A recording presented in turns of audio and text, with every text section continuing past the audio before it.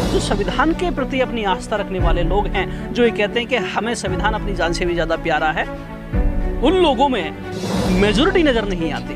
वो लोग कामचोर हैं, सिर्फ गलबजाई करते हैं, वो प्रॉपर वे में काम नहीं करते। मैं उन लोगों से ये कहना चाहता हूँ कि गलबजाई को छोड़कर उन्हें फ्रंट पर आना चाहिए, लड़ाई को आमने सामने आकर लड़ना चाहिए, तभी कुछ होगा। क्योंकि हम सम्राट अशोक से सीखें। अगर सम्राट अशोक, जिन्हें हम सम्राट अशोक महान कहते हैं, उससे पहले उन्हें चंडाल अशोक कहा जाता था। क्योंकि शांति के पहले क्रांति का होना निश्चित है। अगर क्रांति नहीं होगी तो शांति स्थापित नहीं हो सकती। ये आप इतिहास से इसका सबक ले सकते हैं। अगर आपको शांति स्थापित करनी है तो आपको क्रांति के युग से गुजरना ही होगा। मैंने कहा है, ये अमृतकाल तो है ही नहीं, ये बहुजनों का मृतकाल है।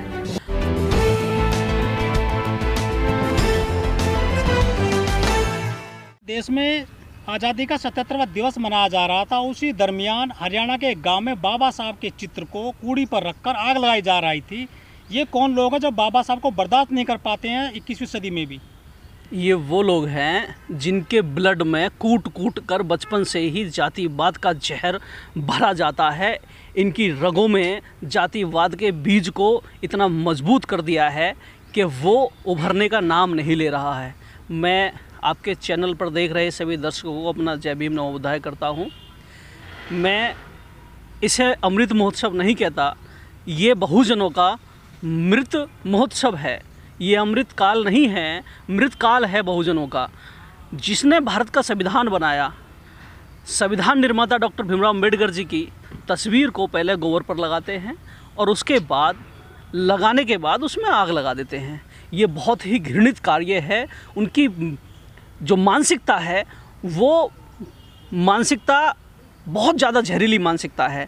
जब एक व्यक्ति की तस्वीर को वो लोग नहीं झेल सकते तो सोचिए उस कम्युनिटी के जो लोग उस जगह पर रहते हैं उनके साथ वो कैसा व्यवहार करते होंगे, उनके साथ मानवता जैसी व्यवहार स्थिति वो पैदा करते होंगे। मुझे तो लगता है कि वो हर रोज़ उनके साथ ऐसी प्रताड़नाएँ देते होंगे, उन्हें इतना परेशान करते होंगे और लोगों को जीना भी दुश्वार कर रखा होगा। ऐसे लोगों की भारतीय समाज में रहने की आवश्यकता नहीं है। ऐसे लोगों को उठाकर जेल में डाल देना चाहिए और ऐसे लोगों को फांसी की सज़ा होनी चाहिए। मैं भारतीय सरकार से निवेदन करता हूं कि अगर कोई संविधान निर्माता की तस्वीर के साथ या उनकी मूर्ति के साथ अगर कोई छेड़छाड़ करता है या उसके साथ अभद्र घृणात्मक कृत्य करता है तो उसे फांसी की सज़ा मुकम्मल की जाए। उसके लिए एक नया कानून बनाया जाए ताकि संविधान निर्माता और देश के स्वतंत्रता सेनानियों की रक्षा सुरक्षा का काम भारत का संविधान, भारत के लोग, हम सब लोग मिलकर कर सकें। ये कौन लोग हैं जो बाबा साहब की तस्वीर को, प्रतिमा को भी जो बर्दाश्त नहीं कर पाते हैं? कहाँ से आते हैं ये लोग? इतनी उनके अंदर घृणा क्यों है?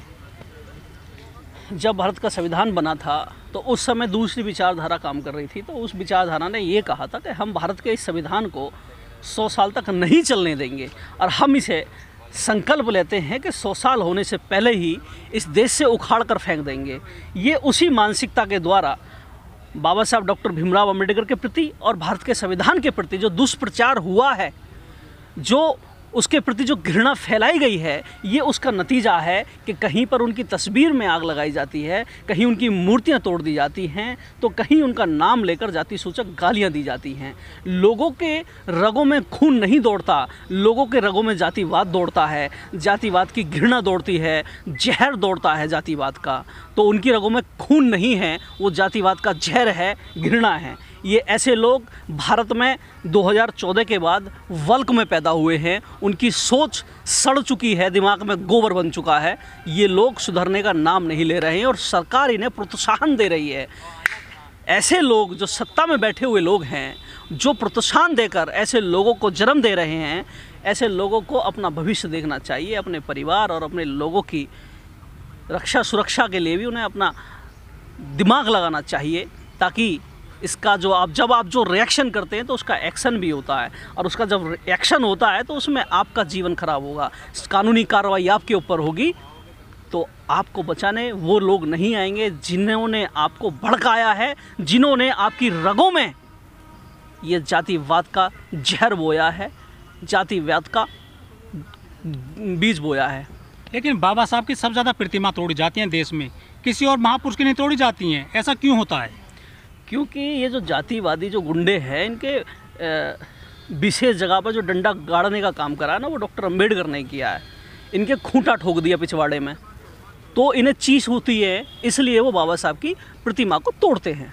बाबा साहब ने संविधान लिखा, देश का संविधान बनाया, पूरे देश में जो है उन्होंने सबको समानता कायम करने के लिए काम किए। बाबा साहब ने किसी समाज विशेष के लिए काम नहीं किया है, पूरे देश के लिए काम किया, सभी जाति धर्म के लोग के लिए काम किया। फिर बाबा साहब को निशाना क्यों बनाते हैं ये लोग? बाबा साहब ने पूरे देश के लिए काम किया है। बाबा साहब ने पूरे देश के लिए काम किया है। बाबा साहब ने हर उस अछूते वर्ग के लिए काम किया है जिस पर भारतीय संविधान बनने से पहले सरकारें उन पर नज़र भी नहीं मारती थी, उन्हें देख भी नहीं पाती थी। लेकिन जब से भारतीय संविधान बना तो इक्वालिटी की बात हुई, समानता की बात हुई और सबको बराबर लाने की बात हुई। लेकिन जो सरमाएदार थे, जो उस समय की व्यवस्था पर काबिज लोग थे, जो अपनी मूंचों में अंटा देकर चलते थे, जो ये कहते थे कि मेरा कहा हुआ ही कानून है, संविधान है, वही मानना होगा, ऐसे लोगों की सत्ता को चूर चूर करने वाले डॉक्टर भीमराव अंबेडकर, जो संविधान के द्वारा उनकी सत्ता को छीनकर एक समतामूलक देश की स्थापना करने वाले डॉक्टर भीमराव अंबेडकर थे, जिसकी वजह से जब इनकी सत्ता संविधान के कारण छिन गई, जब इनका जो अधिपत्य था वो ख़त्म हो गया, तो उन्होंने संविधान के प्रति और डॉक्टर अंबेडकर के प्रति जो जहर बोना शुरू किया, जो उसका दुष्प्रचार करना शुरू किया, ये उसका परिणाम है जो हम मूर्ति और तस्वीर के ज़रिए देखते हैं। ये बहुत ही घृणित कार्य हैं। इनके रगों में खून नहीं है, इनकी रगों में सिर्फ जहर है, वो जातिवाद का जहर है। और इनके दिमाग में दिमाग नहीं है, इनके दिमाग में गोबर भर चुका है, क्योंकि ये लोग गोबर और गौमूत्र से आगे नहीं बढ़ पा रहे हैं। ये जो बाबा साहब की मूर्ति तोड़ते हैं, प्रतिमा तोड़ते हैं, चित्र को आग लगा देते हैं, ये बाबा साहब को जान नहीं पाए या फिर इनमें जहर भरा गया है? क्या लगता है आपको? दरअसल में जब किसी अच्छी चीज़ के बारे में गलत प्रचार हो जाता है, तो अगर उसे वो समझने की भी कोशिश करें, तो वो जो गलत चीज़ पहले डाल दी गई है उसके दिमाग में, वो बार बार उसके आगे आती रहेगी, उसे समझने में टाइम लगेगा। जैसे कि कोरे कागज़ पे आप कुछ लिख दें पहले, तो दोबारा अगर उसे मिटाकर लिखेंगे ना, तो वो अपना निशान छोड़ जाएगी।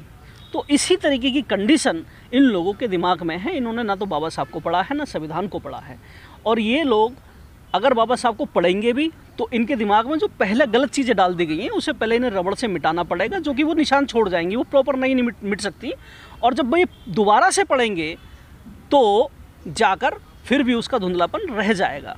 लेकिन जिन लोगों ने संविधान को नहीं पढ़ा है, और यह जो लोग संविधान की शपथ लेकर सांसद बने हैं, विधायक बने हैं, मुख्यमंत्री बने हैं, राष्ट्रपति बने हैं, या अन्य और बहुत सारे पदों पर बैठे हुए लोग हैं, सिविल सर्विसेज में गए हैं, कलेक्टर बने हैं, एसपी बने हैं, ऐसे लोग भी आज जो संसद के इर्द गिर्द रहने वाले, जो सरकार के इर्द गिर्द रहने वाले हैं, वो भी ऐसी बकलोली करते डोल रहे हैं कि संविधान को बदल देना चाहिए। संविधान हम पर थोपी हुई अंग्रेज़ों की सोच है।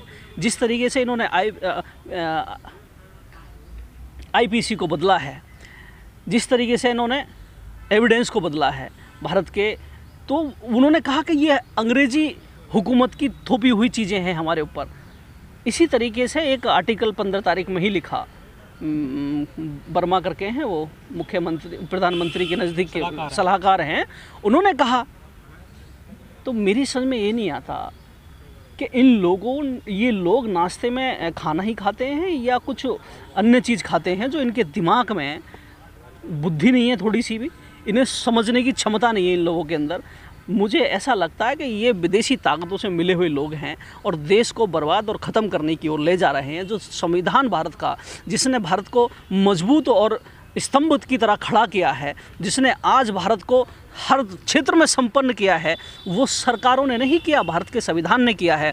व्यक्ति को गारंटी, उसके अभिव्यक्ति की गारंटी, उसकी उन्नति की गारंटी, उसकी शिक्षा की गारंटी, उसकी सुरक्षा की गारंटी सरकारें नहीं देती, संविधान देता है। पार्टियां नहीं देती, संविधान देता है। पार्टियां सत्ता में आएंगी और चली जाएंगी, लेकिन संविधान था, संविधान है और संविधान रहेगा।